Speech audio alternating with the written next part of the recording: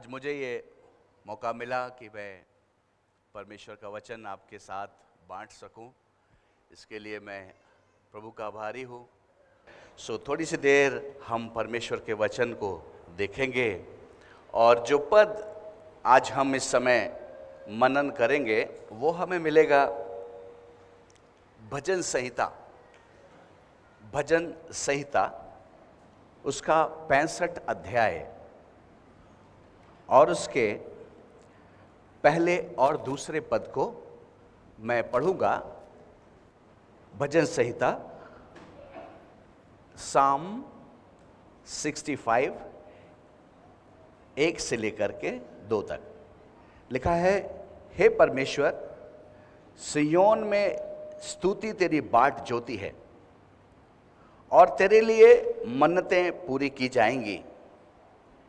हे प्रार्थना के सुनने वाले, सब प्राणी तेरे ही पास आएंगे। यहां पर जो दूसरा पद है वो इस प्रकार से कहता है, हे प्रार्थना के सुनने वाले, सब प्राणी तेरे ही पास आएंगे। मेरे प्रियो, ये बात स्पष्ट है कि यीशु मसीह जिस समय इस संसार में थे, उन्होंने कभी किसी को बुलाया नहीं, जा करके घर से नहीं बुलाया। कुछ चुनिंदा लोग थे, जब वो मार्ग में थे तो उनका नाम लेकर कहा, मेरे पीछे हो लो। अब उसकी इच्छा है कि वो उसके पीछे आता है या नहीं आता है, ये उसके ऊपर निर्भर करता है।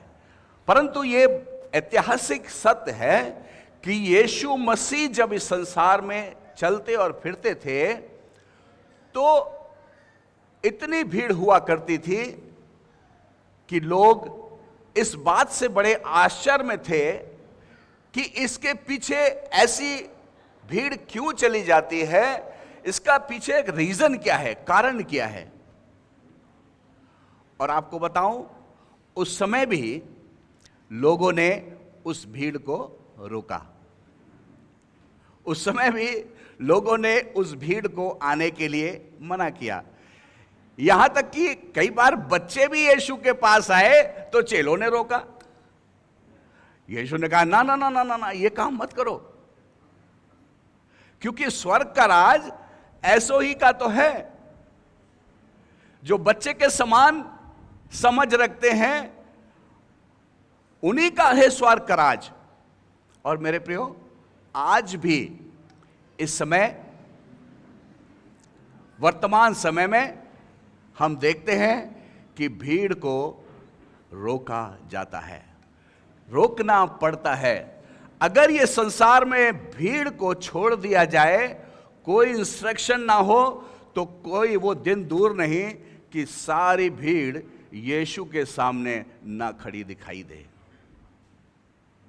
इसको रोकना बहुत मुश्किल है, असंभव सी बात है, अस्वाभाविक सी बात है, क्योंकि जहां पर गुड़ है वहां मक्खी तो आएगी आएगी। जहां पर जीवन है वहां पर यीशु के पास तो आना ही आना है। मैं सोचता हूं, अगर आप कहीं सड़क पर जा रहे हो, किसी गाड़ी का इंतजार कर रहे हो और वो गाड़ी आके सामने आपके खड़ी हो जाए और वो गाड़ी की हालत जर्जर हो, आपके सामने ही आते बंद हो जाए और टूटी फूटी बाहर से दिखाई दे रही हो, तो मुझे बताओ, आप उसमें बैठकर जाना पसंद करोगे? बोला, भैया इसमें तो अभी धक्का भी मारना पड़ेगा और इसकी हालत तो देखो, कब टूट जाए, इतने सवारी भरे हैं। मैं ये सोचता हूं, कोई भी उस गाड़ी में जिसमें बैठकर हम अपने गंतव्य स्थान तक नहीं पहुंचेंगे, कोई भी हिम्मत नहीं करेगा।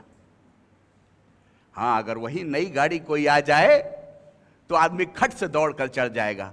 यीशु मसीह वो प्रभु है जिसके पास जीवन है, और इसलिए लोग जीवन को पाने के लिए उसके पास आते थे, आते हैं और आते रहेंगे, जिसे ना तो कोई रोक पाया और ना ही रोक पाएगा। ये बात सच है। थोड़े से समय में आप और मैं इस संसार में होते हैं। हमने अपनी आयु के अंदर देख लिया, परंतु पिछले 2000 साल का इतिहास है, 2025 साल का, कि यीशु के पीछे चलने वालों की भीड़ की गिनती भी नहीं लगाई जा सकती। और बाइबल बताती है कि हर एक घुटना उसके सामने आएगा और झुकेगा और कहेगा यीशु ही प्रभु है। अभी हमने दूसरा पद पढ़ा, लिखा हुआ है कि वो हमारा क्या है? प्रार्थना का सुनने वाला है। क्या है? प्रार्थना का सुनने वाला है। आपने देखा होगा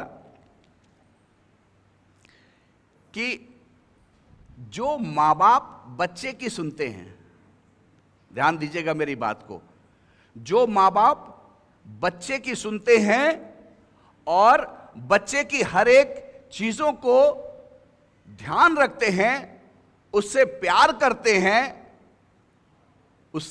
करते हैं, बच्चा भी उनसे प्यार करता है।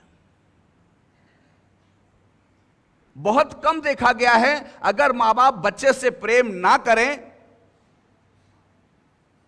तो बच्चा उनसे प्रेम करे, बहुत कम देखा गया है। लेकिन मैंने ये अपने जीवन में अनुभव किया है, जो लोग अपने बच्चों से प्रेम करते हैं, बच्चे उनका भी आदर करते हैं, बच्चे उनसे भी प्रेम करते हैं। क्यों? क्योंकि ये प्रेम जो है वो माँ बाप से सीखता है। ये जो प्रेम है, जो दिखाई दे रहा है, जिसे हम यीशु का प्रेम कहते हैं, ये लालच देने वाला प्रेम नहीं है, ये वो जीवन है। अभी बहन गाना गा रही थी, मांगू मैं जीवन, जीवन तुम्हीं से, क्योंकि जीवन का दाता तो वही है। और भैया कौन नहीं चाहता कि मैं लंबी आयु ना जीऊं? कौन नहीं चाहेगा कि मैं आशीष ना पाऊं? कौन नहीं चाहेगा कि मेरे बच्चे खुशहाल रहें? कौन नहीं चाहेगा कि मैं तंदुरुस्त रहूं? कौन नहीं चाहेगा मेरे बच्चों को अच्छा जीवन प्राप्त हो? हर व्यक्ति चाहता है, इसलिए यीशु के पास आते हैं। कितनों की आप जरूरतों को पूरा कर सकते हैं? एक मनुष्य 2, 4, 6, 10 की जरूरतों को पूरा कर सकता है, 1 आध 2 हजार की जरूरत को पूरा कर सकता है, 1 आध 2 लाख की जरूरत को पूरा कर सकता है, लेकिन पूरे संसार की आवश्यकताओं को अगर कोई पूरा कर सकता है तो वो है प्रभु यीशु। इसीलिए लोग उसके पास आते थे। लिखा हुआ है मत्ती उसका 14 अध्याय और 14वें पद को पढ़िए। मत्ती 14:14 में पढ़िए, क्या लिखा है?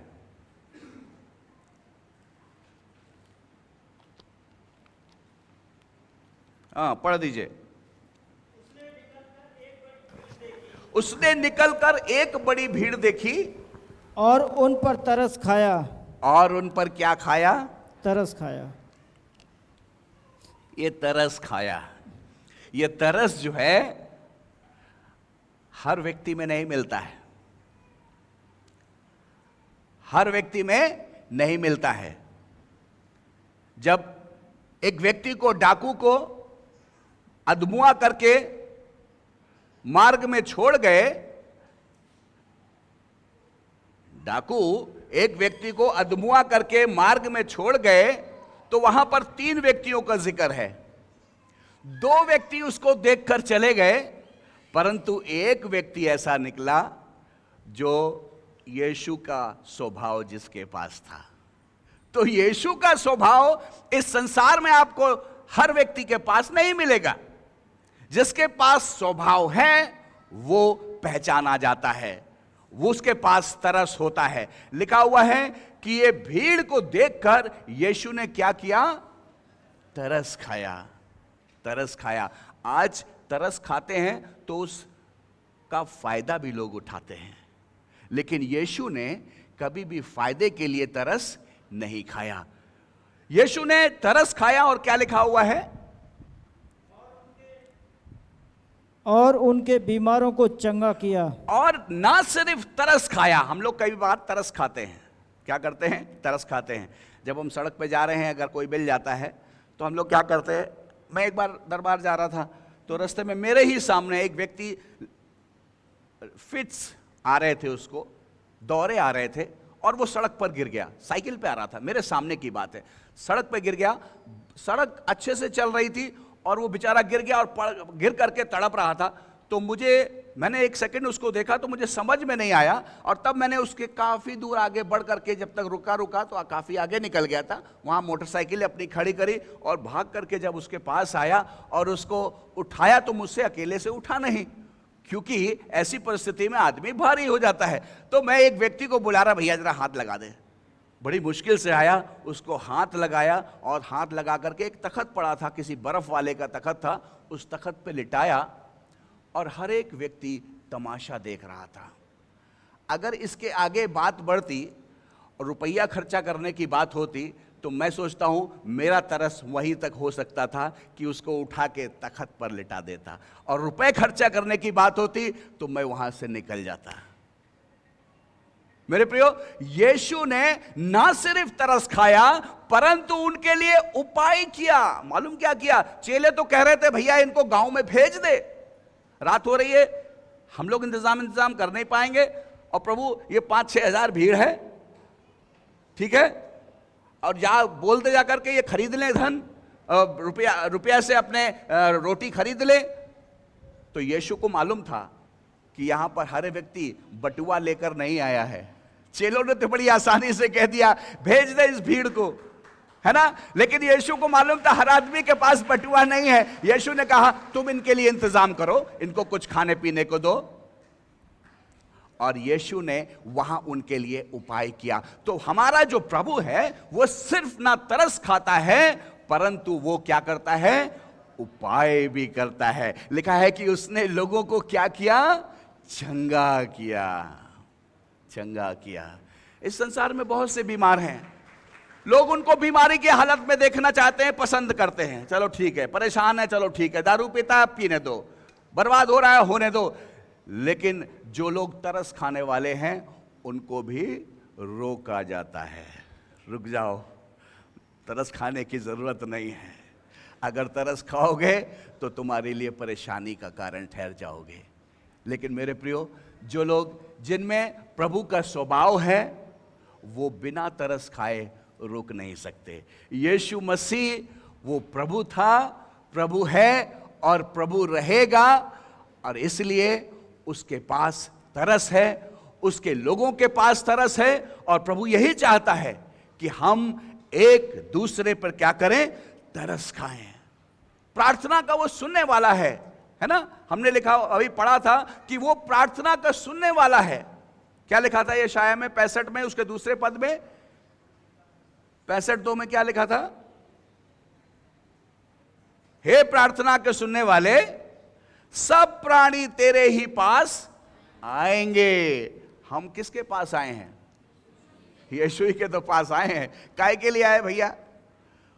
कि प्रभु हमारी प्रार्थना सुन ले। क्या इसीलिए तो आए हैं? चाहे वो परेशानी आपकी किसी भी प्रकार की क्यों ना हो, प्रभु आप हमारी प्रार्थना सुन लें, प्रभु आप हमारी प्रार्थना सुन लें। आप देखें कई एक जिक्र है बाइबल के अंदर, आपको मिलेगा मरकुस रचित सुसमाचार उसका 10 अध्याय उसके 46 पद निकालिए। अच्छा, मरकुस 10 अध्याय उसका 46वां पद देखिए। वहां पर एक व्यक्ति का जिक्र है, तिमाई का पुत्र बरतिमाई, जो यरीहो में था। यीशु मसीह कि यीशु जा रहा है, उसकी आवाज को सुन करके वो क्या करने लगा? उसको जोर जोर से पुकारने लगा। क्या पुकारने लगा? पढ़ दीजिए भैया। वे यरीहो में आए, हाँ। और जब वह और उसके चेले हाँ। और एक बड़ी भीड़ यरीहो से निकलती थी, हाँ। तब तिमाई का पुत्र बरतिमाई, हाँ। एक अंधा भिखारी, हाँ। सड़क के किनारे बैठा था। हाँ। वह यह सुनकर कि यीशु नासरी है, वो ये सुनकर, उसकी क्या था? समस्या क्या थी? अंधा था, लेकिन कान ठीक थे। आज हम अंधे हैं लेकिन कान से बहरे भी हो जाते हैं, सब कुछ सुनने के बाद भी अनसुना कर देते हैं। ये व्यक्ति के कान बढ़िया थे, इसने देखा आहा ये तो यीशु के चलने की आवाज है। इतनी बड़ी भीड़ का कोलाहल मैंने इस संसार में नहीं देखा, मेरी उम्र इतनी हो गई है, जरूर यीशु इस जगह पर आ रहा है। वो समझ गया। मेरे प्रियो, वो चिल्लाने लगा और क्या हुआ, पढ़िए। पुकार पुकार कर कहने लगा, पुकार पुकार के कहने लगा, हे दाऊद की संतान, हे दाऊद की संतान, मुझ पर दया कर। मुझ पर दया कर। बहुतों ने उसे डांटा, लोगों ने उसे डांटा, क्या कहा, कि चुप रहे। चुप रहे, बस बस। लोगों ने उसे डांटा कि चुप रहे। आज भी डांट खाते हो कि नहीं खाते हो? चुप चुप रहो। बच्चा शोर मचाता है, बात कर रहे हैं चार लोग, चुप चुप रहे, है ना? ट्रेन में जा रहे हैं, बच्चा बहुत उधम मचा रहा है, चुप रहो, चुपचाप से बैठो। अरे बच्चे का जो स्वभाव है वो तो वो करेगा। उस व्यक्ति का, उसने समझ लिया कि इस रास्ते से यीशु मसीह जा रहा है, उसने चिल्लाया। लोगों ने कहा चुप रहो, डिस्टर्ब मत करो, गुरुजी जा रहे हैं। लेकिन वो भूल गए कि यीशु का काम ही यही था कि लोगों को उनके हालत से छुटकारा दिलाना।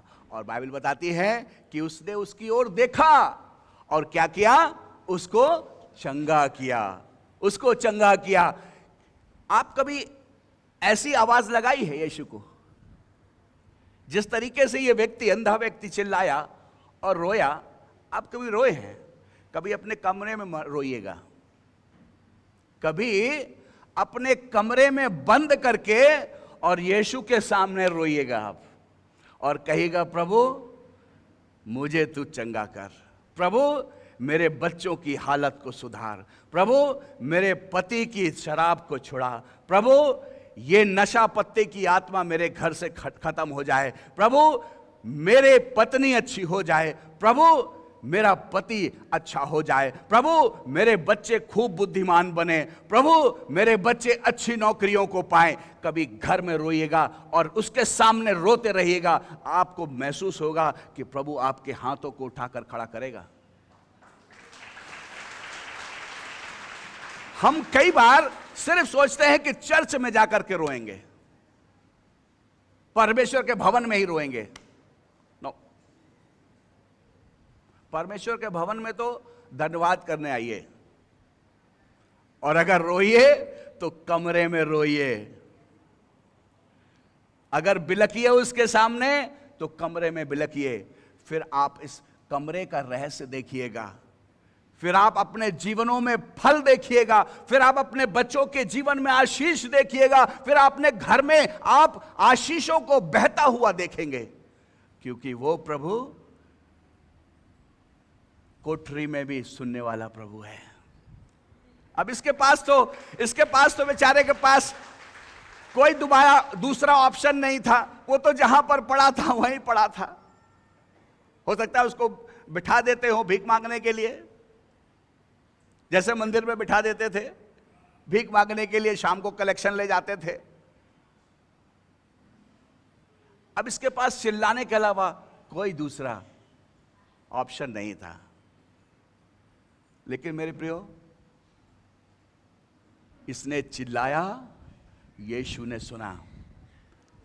अगर आप ये महसूस करते हैं या ये विश्वास करते हैं कि यीशु मसीह जीवित है, तो आप अपने घरों में बंद करके कमरे उसके सामने रोइएगा, उससे कहिएगा, प्रभु मेरी फलानी आवश्यकता है, प्रभु मेरे बच्चों की यह आवश्यकता है, प्रभु मेरे बच्चों का भविष्य है, प्रभु मेरे बच्चों की शादी है, प्रभु मेरे बच्चों का नौकरी है, प्रभु मेरे पति का स्वास्थ्य है, प्रभु मेरी पत्नी का स्वास्थ्य है, प्रभु मेरे माता पिता का स्वास्थ्य है, प्रभु मेरे घर की हर एक प्रकार की जिम्मेदारी है। आप करके देखिएगा, आपको फर्क पता लग जाएगा। आपको वो महसूस होगा जो आपने अब तक महसूस नहीं किया होगा।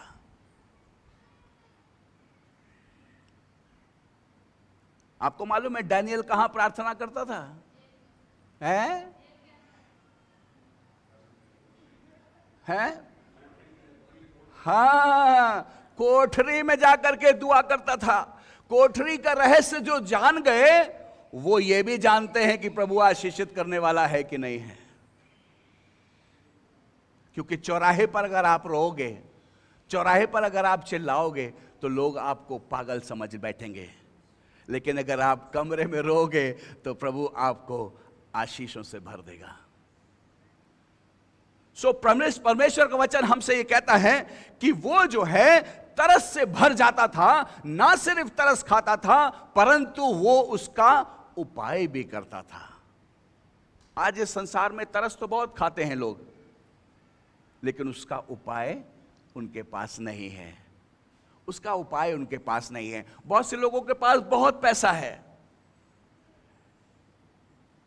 मैं आपको बताऊं, मेरी बेटी, एक गवाही दूंगा मैं आपको, मेरी बेटी आज से 26 साल पहले पैदा हुई, और जब वो पैदा हुई तो बड़ा खुशी थी, बहुत मजा आ रहा था।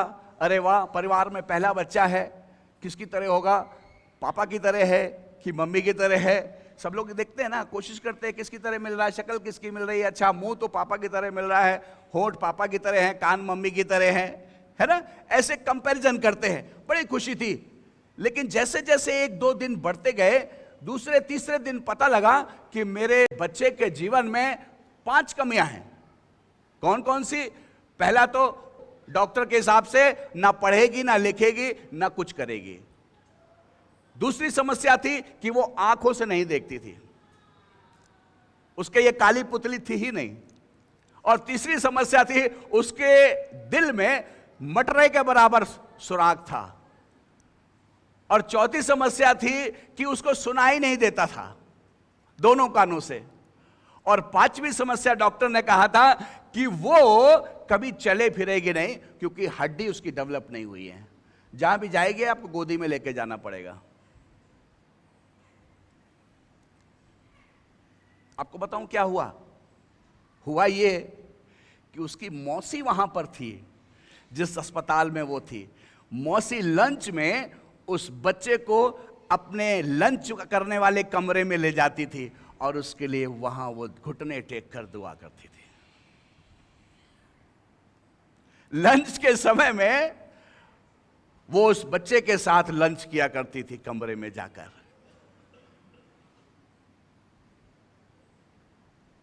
अगर हम रोए हैं तो प्रभु के सामने, प्रभु आपने मुझे बनाया, आपने मेरी बेटी को बनाया, तो मैं परफेक्ट और मेरी बेटी इम्परफेक्ट कैसे हो सकती है?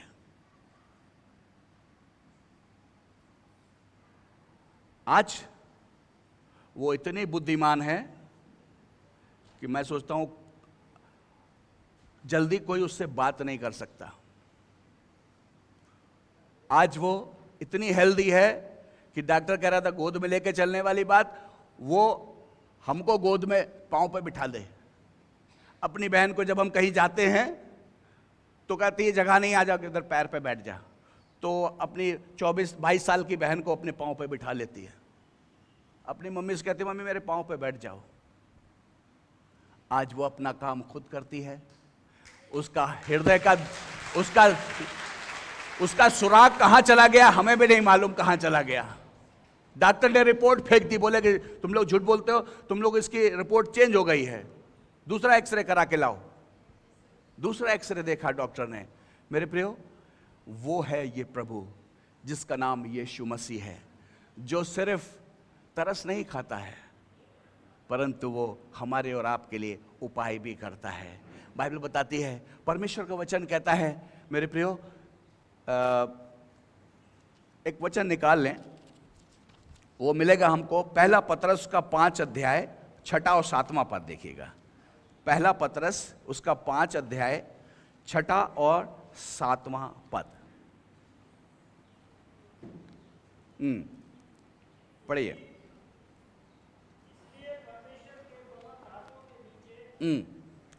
इसलिए परमेश्वर के बलवंत हाथों के नीचे कैसे रहो? कैसे रहो? दीनता से रहो, सींग रख करके नहीं, घमंडी होकर नहीं। बड़े दीनता से रहो, क्योंकि वो भी दीन है। जैसा उसका स्वभाव है वैसा ही तुम्हारा भी स्वभाव हो। इसलिए परमेश्वर के बलवंत हाथ, कैसे हाथ? आपको मालूम है, जब नूह ने कश्ती बनाई, जहाज बनाया, उस दरवाजे को किसने बंद किया? परमेश्वर ने। और जब परमेश्वर ने बंद कर दिया था तो उसमें बूंद भर पानी नहीं गया था अंदर। और उसे मालूम था कि अगर मैंने बंद किया है तो मुझे ही को खोलना पड़ेगा। इसलिए जब वो पहाड़ पर कश्ती टिकी तो परमेश्वर ने उसका दरवाजा खोला, क्योंकि उसे मालूम है मैंने बंद किया है तो मैं ही खोल सकता हूं। इसलिए परमेश्वर के हाथों में कैसे रहना है? दीनता से रहना है। आगे, जिससे वो आपको हर एक को, जो यहां हैं या जो बातें को सुन रहे हैं, और हमको सबको उचित समय में, कैसे समय में? उचित समय उसका समय है। उचित समय में वो क्या करेगा? बढ़ाएगा। आगे, अपनी सारी चिंता, कितनी? 50% नहीं, 75% नहीं, 100%। अपनी सारी चिंता उसी पे डाल दो, क्योंकि हाँ, आप क्या समझते हैं वो नासमझ है? वो बेखबर हो गया। जब वो नाव में सो रहा था, चेले भागे भागे आए, अरे तू सो रहा है प्रभु, कैसी बातें करता है, हमारे तो जी जंजाल में फंसा हुआ है, आप सो रहे हो? अरे क्या बात कर रहे हैं आप भाई। यीशु ने कहा, नो नो नो, मैं सो नहीं रहा था, मैं यही तो देखना चाह रहा था।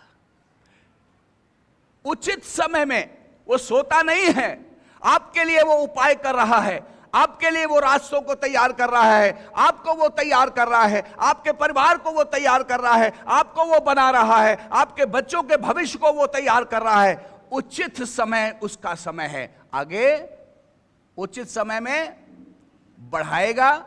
हां, 7वां पद पढ़ दीजिए, इसका 7वां।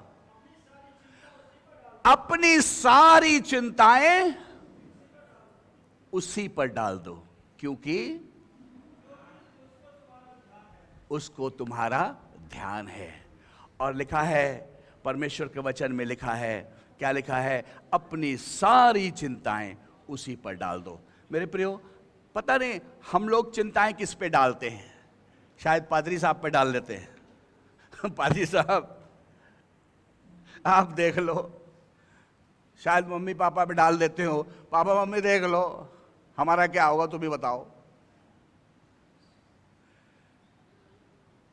अपनी सारी चिंता उस पे डालो ना, जिसने आपको और हमको बनाया है ना? जो हमारे लिए सारे प्रयत्न को कर सकता है, जो हमारे लिए सारी सुविधाओं को दे सकता है, जो हमारी सारी आवश्यकताओं को पूरा कर सकता है। हम उसको भूल के बैठे हुए हैं और पादरी साहब को सारी चिंताएं डाल के चले गए। भाई साहब दुआ करना, अच्छा आऊंगा मैं, दशमांश दे दूंगा, आऊंगा मैं, दान दक्षिणा दे दूंगा और प्रभु का धन्यवाद करूंगा। नो, अपनी सारी चिंता उसी पर डालो। तो कौन डालेगा? मैं डालूंगा, आप डालेंगे। अपनी कोठरी में जाइए और आप डालिए उसके ऊपर सारी चिंता।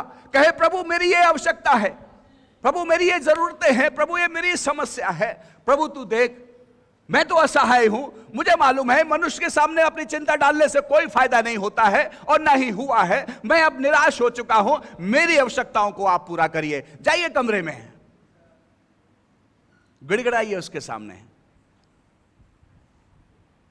अपनी सारी चिंता उसी पर डाल दो।